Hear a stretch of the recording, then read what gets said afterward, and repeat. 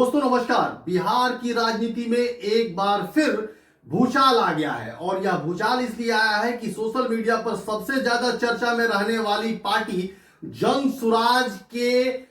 स्थापना को लेकर ही बड़ा विवाद हो गया है। आपको याद दिला दूं कि संजय जायसवाल जो कि पश्चिम चंपारण के सांसद हैं, उनके ऊपर व्यक्तिगत टिप्पणी की थी प्रशांत किशोर ने और उसके बाद उसका जवाब जिस अंदाज में संजय जायसवाल ने दिया है उसने सबको चौंका दिया है। संजय जायसवाल ने 5 सवाल पूछे हैं प्रशांत किशोर और उनकी टीम से, लेकिन अब तक उसका कोई जवाब उनके द्वारा नहीं दिया गया है। और मजे की बात यह है कि यह लड़ाई रुकने भी नहीं जा रही है, इसलिए कि जब पत्रकारों ने संजय जायसवाल से पूछा कि उनका अगला कदम क्या होगा तो उन्होंने कहा कि उनका जवाब तो मुझे मिल गया है, लेकिन 15 तारीख के दिन उनके ऊपर वह केस फाइल कर सकते हैं। अब ऐसी स्थिति में जनता यह समझना चाहती है, जानना चाहती है कि संजय जायसवाल आखिर ऐसा क्यों कर रहे हैं। तो उसका जवाब उनके पोस्ट जो कि मेरे पीछे आप देख सकते हैं, दिख रहा होगा, उसमें स्पष्ट रूप से दिख रहा है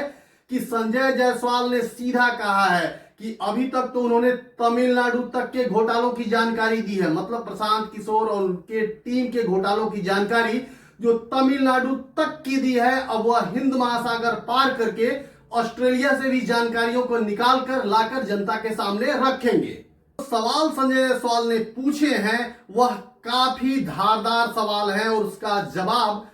जानना चाहती है बिहार की जनता भी और आम लोग भी यह समझना चाहते हैं कि आखिर जब 2022 में पार्टी का गठन हो गया था, जब चुनाव आयोग को यह बात बता दी गई थी कि जन सुराज नाम की पार्टी हम बनाना चाहते हैं, फिर जनता के साथ घूम घूम कर यह भ्रम क्यों फैलाया गया कि जब आप सलाह देंगे तभी हम पार्टी बनाएंगे। तो यह एक महत्वपूर्ण सवाल है। साथ ही साथ संजय जायसवाल ने यह भी कहा है कि उनकी ईमानदारी को, उनकी गैरत को उनके दुश्मन भी चैलेंज नहीं करते, फिर ऐसा कैसे हो गया कि उनके बारे में गलत आरोप लगाए गए, पुल के अलाइनमेंट को चेंज करने की बात की गई। इसके अलावा भी जो उन्होंने सवाल पूछे हैं उसका जवाब अभी तक अनुत्तरित है और निश्चित रूप से जनसुराज